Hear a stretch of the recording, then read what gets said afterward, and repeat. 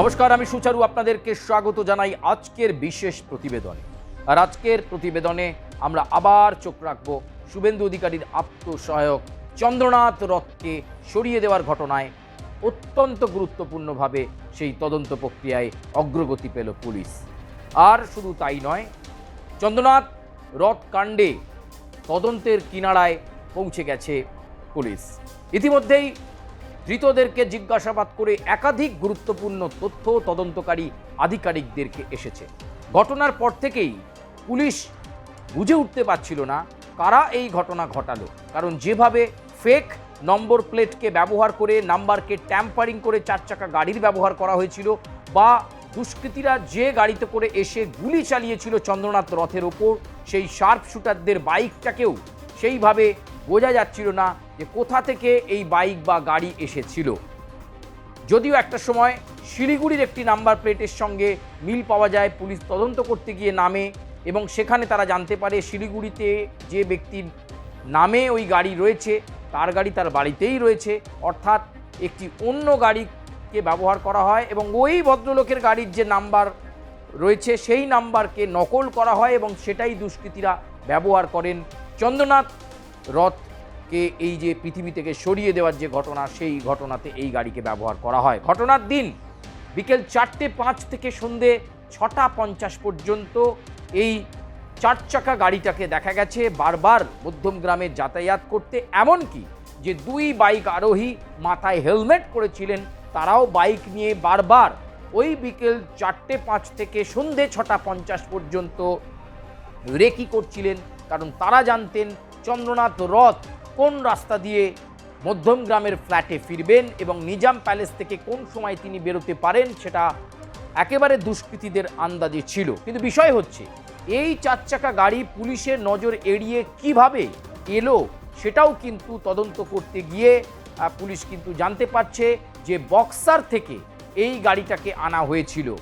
এই গাড়িটা একেবারে এই গাড়িতে চেপেই ধৃতরা বা দুষ্কৃতীরা চলে আসে মধ্যমগ্রামে এই ক্রাইম করবার জন্য। যদিও পুলিশের এন্ডে এখনও নিশ্চিত করা যাচ্ছে না সুপারিটা রিসিভ করেছিল কে, অর্থাৎ এরা তো সেখানে সুপারি কিলারের দেওয়া যে নির্দেশ, যে অর্ডার, সেটাকে পালন করেছে।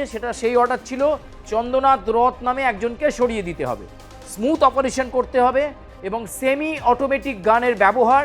এই সেমি অটোমেটিক গানটা কি, এখানে কিন্তু কার্তুজ নিচ থেকে একেবারে সেট করা হয়, যেভাবে রিভলভারে পাশে কার্তুজ থাকে, কিন্তু সেমি অটোমেটিক গানে রিভলভারের জায়গায় সেখানে বন্দুকের ঠিক নিচের অংশে, বাটের নিচের অংশে কার্তুজকে লঞ্চ করা হয় এবং তারপর এই সেমি অটোমেটিক গান দিয়ে কিন্তু ব্রাশ ফায়ার করা যায়। অর্থাৎ প্রথম গুলি মনে করছেন তদন্তকারী আধিকারিকরা চন্দ্রনাথ রথ সেই সময় ফোনে কথা বলছিলেন, তার গাড়িটা চলছিল, বুদ্ধদেব বেরা চালকের আসনে গাড়ি চালাচ্ছেন। ঠিক এই যে দোহাড়িয়া, সেখানে যখন এই গাড়িটা পৌঁছয় তার সামনে চলে আসে চার চাকা আরেকটি গাড়ি, যে গাড়িটা নিয়ে ইতিমধ্যেই বিস্তর বিতর্ক হয়েছে।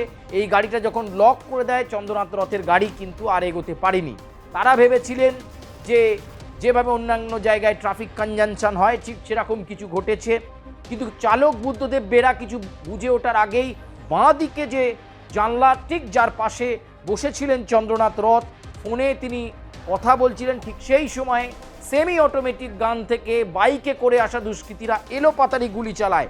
প্রথম গুলি তদন্তকারীদের অনুমান হাতে এসে লাগে, যার ফলে ফোনটা তার হাত থেকে পড়ে যায় চন্দ্রনাথ রথের। এরপর কিছু বুঝে ওঠার আগেই তার চেস্টে এসে লাগে 3টি গুলি এবং হার্ট এফোর ওপর হয়ে যায় এবং তারপরেই প্রবল রক্তক্ষরণেই কিন্তু তাকে চলে যেতে হয়েছে বলে আমরা ময়নাতদন্তের যে রিপোর্ট, সেই রিপোর্টে আমরা জানতে পেরেছি। কিন্তু পুলিশ এখনো পর্যন্ত নিশ্চিত হতে পারছে না যে এই সুপারির রিসিভারটা কে ছিলেন, উত্তরপ্রদেশের কোন সেই ব্যক্তি যিনি এই সুপারি রিসিভার ছিলেন। তাকে ধরতে পারলে, অর্থাৎ সেই মাস্টার মাইন্ডকে ধরতে পারলে আসল বোঝা যাবে কে সুপারিটা দিয়েছিলেন। এর পেছনে যদিও বিজেপি অভিযোগ করছে যে রাজনৈতিক উদ্দেশ্য প্রণোদিতভাবে খুন, কারণ তখনও শুভেন্দু অধিকারী মুখ্যমন্ত্রী মমতা বন্দ্যোপাধ্যায় পরবর্তী পর্যায় হিসাবে, অর্থাৎ যখন প্রাক্তন হয়ে গেছেন মমতা বন্দ্যোপাধ্যায় তখনও 2-3 দিন বাকি এবং সম্ভাব্য হিসাবে তখনও শুভেন্দু অধিকারীর নাম উঠে আসছিল। তখনও কিন্তু শুভেন্দু অধিকারী শপথ নেননি, তার শপথের দুদিন আগেই এই ঘটনাকে রাজনৈতিক উদ্দেশ্যে প্রণোদিতভাবে হয়েছিল বলেই কিন্তু বিজেপির পক্ষ থেকে জোরালো দাবি করা হয়েছে। পরতে পরতে নাটকীয়তা, এবং যখন পুলিশ ক্লু খুঁজে পাচ্ছিল না, ওই যে বলা যায় যে অপরাধীরা অনেক সময় ক্লু ছেড়ে যায়, একটা ইউপিআই ট্রানজ্যাকশন হয়েছিল টোল ট্যাক্সে, আর সেটাই ধৃতদেরকে ধরিয়ে দিল। মায়াঙ্ক নামে এক ব্যক্তি যখন টোল ট্যাক্স পেরোচ্ছিলেন, ওই গাড়ির জন্য তিনি ইউপিআই ট্রানজ্যাকশানে টোল ট্যাক্সটা কাটান। সেই ইউপিআই ট্রানজ্যাকশানের সূত্র ধরেই মায়াঙ্কদের কাছে বা রাজ সিংদের কাছে পুলিশ কিন্তু পৌঁছে যায়। প্রথমে গুলি করার পর স্প্লিট হয়ে যান, অর্থাৎ দুষ্কৃতীরা 4 জন ছিলেন, তারা স্প্লিট হয়ে যান।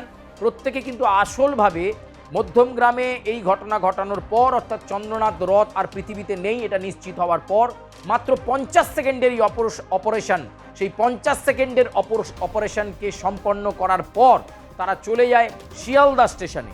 শিয়ালদা থেকে একটি টিম চলে যায় একেবারে উত্তরপ্রদেশের বালিয়ার দিকে, এবং আরেকটি টিম চলে যায় বক্সারের দিকে। অর্থাৎ দুষ্কৃতীরা ঠিক করেই ছিল যে এই ঘটনা ঘটানোর পর তারা একসাথে থাকবেন না, নয়তো তারা দ্রুত ধরা পড়ে যেতে পারেন। সেই কারণে তারা প্ল্যান তৈরি করে নেন যে মধ্যমগ্রামে চন্দ্রনাথ রথকে সরিয়ে দেওয়ার পর তারা শিয়ালদা স্টেশনে যাবেন, এবং সেখান থেকে তারা স্প্লিট হয়ে যাবেন। একটা টিম চলে যাবে বালিয়ার দিকে, আরেকটা টিম চলে যাবে বক্সারের দিকে। এইভাবে প্ল্যান সাজানো হয়েছিল, এবং এই ঘটনায় ইতিমধ্যেই এবার সিবিআই তদন্ত জারি হয়ে গেল।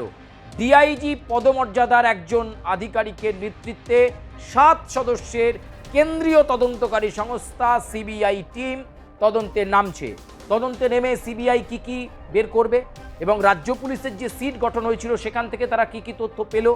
1, চন্দ্রনাথ রথকে সরিয়ে দেওয়ার জন্য ফেক গাড়ি এবং বাইকের ব্যবহার, সেটা কোথা থেকে এসেছিল পুলিশের কাছ থেকে সেই ইনফরমেশন নিয়ে নেবে সিবিআইয়ের আধিকারিকরা। এই গাড়িটা এবং বাইকগুলো বক্সার থেকে এসেছিল, এবং বক্সারে এই গাড়িটা মানে বাতিল হওয়া বা পরিত্যক্ত বা কাটাইয়ের গাড়ি, সেই গাড়িকে নিয়ে এসে কিভাবে নাম্বার প্লেটটাকে ট্যাম্পারিং করা হলো, এবং ট্যাম্পারিংটা কোন জায়গায় হয়েছিল, কোনো শোরুম, কোনো গ্যারাজে, কোথায় করেছিলেন দুষ্কৃতীরা, এইটা কিন্তু সিবিআই তার ইনভেস্টিগেশনের মধ্যে আনবে। এছাড়াও যে গুরুত্বপূর্ণ জিনিস সেটা হচ্ছে এই আগ্নেয়াস্ত্র কোথা থেকে আনা হয়েছিল, সেমি অটোমেটিক গান, সেটা কোথা থেকে আনা হয়েছিল, বা মানে কিভাবে তারা সেটাকে নিজেদের হাতে পেয়েছিল এই অপারেশনের জন্য, এটা একটা গুরুত্বপূর্ণ বিষয়। আরও বেশ গুরুত্বপূর্ণ বিষয় যেটা রাজ্যের সিটের কাছ থেকে সিবিআইয়ের সিট জানতে চাইবে এবং নেওয়ার চেষ্টা করবে, সেটা হচ্ছে যে সিসিটিভি তথ্য বিশ্লেষণ। সেই সিসিটিভি তথ্য বিশ্লেষণ করতেই দেখা গেছে যে দুষ্কৃতীরা শিয়ালদা স্টেশনকেই তাদের পছন্দের জায়গায় রেখেছিল পালানোর জন্য, এবং তারপর তারা সেখান থেকে স্প্লিট হয়ে যায়। একটা টিম বক্সারে আর আরেকটা টিম চলে যায় বালিয়াতে। ফলে উত্তরপ্রদেশের আসল ব্যক্তি কে দিয়েছিল সুপারি, সেটা কিন্তু সিবিআই ইনভেস্টিগেশনের মূল বিষয়। সেই মাথাকে ধরবার জন্যই কিন্তু এই সিবিআই ইনভেস্টিগেশন বা এই সিট গঠন। এই সিট অত্যন্ত গুরুত্বপূর্ণভাবে দেখবে যে চন্দ্রনাথ রথ কাণ্ডে কতদিন আগে প্ল্যান অফ অ্যাকশন তৈরি হয়েছিল। রেকি অনেকটা আগে থেকেই হয়েছিল, সেটা তদন্তকারী আধিকারিকরা বুঝতে পারছেন ঠিকই। তবে এই মায়াঙ্ক এবং রাজ সিং তারা কি পরিচয় দিয়েছিলেন, এবং রাজ সিংয়ের এগেনস্টে কিন্তু উত্তরপ্রদেশে এর আগে একাধিক মামলা রয়েছে। ভারতীয় ন্যায় সংহিতা অনুযায়ী অস্ত্র আইনে মামলা রয়েছে রাজ সিংয়ের বিরুদ্ধে। ফলে অত্যন্ত ইনফ্লুয়েন্সিয়াল এই রাজ সিং, শার্প শুটার, লক্ষ্যভেদ একদম করতে পারে। ফলে এক্ষেত্রে মৃত্যু নিশ্চিত করবার জন্য কভার ফায়ারের ভাবনা ছিল, অর্থাৎ প্রথমে যদি কোনোভাবে চন্দ্রনাথ রথ বেঁচে যেতেন তাহলে বাইকের পেছনের অংশে যে দুটো বাইকে 2 জন রয়েছেন তারা গুলি করার মতো অবস্থায় ছিলেন, এবং একেবারে লেফট সাইডে যখন দুষ্কৃতীরা পৌঁছে গিয়েছিলেন জানলার কাচের বাঁ দিকের অংশে, ঠিক গাড়ির সামনের অংশেও কিন্তু 4 চাকার চালক যিনি ছিলেন তিনিও শার্প শুটারের ভূমিকায় ছিলেন। তিনি গাড়ির সামনে চুপ করে দাঁড়িয়েছিলেন, কারণ তিনি আগে দেখছিলেন যে প্ল্যান অফ অ্যাকশনটা সফল হচ্ছে কিনা। না হলে ক্লোজ প্রক্সিমিটিতে গাড়ির সামনে থেকেও গুলি করার পরিকল্পনা ছিল দুষ্কৃতীদের। এমন পরিকল্পনার কথা রাজ্য পুলিশের সিট তারা কিন্তু এই ধরনের তথ্য সম্মিলিত রিপোর্ট তুলে দেবে সিবিআইয়ের কাছে, এবং সিবিআইয়ের 7 সদস্যের টিম ডিআইজি পদমর্যাদার অফিসারের নেতৃত্বে গোটা ইনভেস্টিগেশনটাকে চালিয়ে যাবে। এবং আপাতত পুলিশের জালে থাকা মায়াঙ্ক, রাজ সিংদের কাছে একাধিক তথ্য জোগাড় করছে পুলিশ। কিন্তু সিবিআইয়ের মূল কাজ হবে উত্তরপ্রদেশের এই যে সুপারি কিলারের রিসিভার, এই সুপারি কিলারের রিসিভার কে ছিল, যারা এই রাজ সিং বা মায়াঙ্কদেরকে কাজ করাচ্ছিলেন, তিনি আসলে কে, তিনি কোন প্রভাবশালী, তিনি কি কোনো রাজনৈতিক দল থেকে বিলং করেন, সেই ব্যক্তির কিনারা বা সেই ব্যক্তির কাছে তদন্তে পৌঁছতে চাইছে উত্তরপ্রদেশের সেই প্রভাবশালী ব্যক্তির কাছে পৌঁছতে চাইছেন সিবিআইয়ের আধিকারিকরা। আপাতত ইনভেস্টিগেশন এই পর্যায়েই রয়েছে, এরপর দেখার যে ইনভেস্টিগেশনটি কোন দিকে মোড় নেয়। প্রিয় দর্শক, আপনারা আমাদের সঙ্গে থাকবেন। চন্দ্রনাথ রথ কাণ্ডে আমরা পুঙ্খানুপুঙ্খ তথ্য আপনাদের কাছে তুলে ধরবো, আজকে ঠিক যেমনভাবে আমরা তথ্য আপনাদের সামনে তুলে ধরলাম। ধন্যবাদ। কমেন্ট করবেন, লাইক করবেন, সাবস্ক্রাইব করবেন এবং বেল আইকনে প্রেস করতে ভুলবেন না।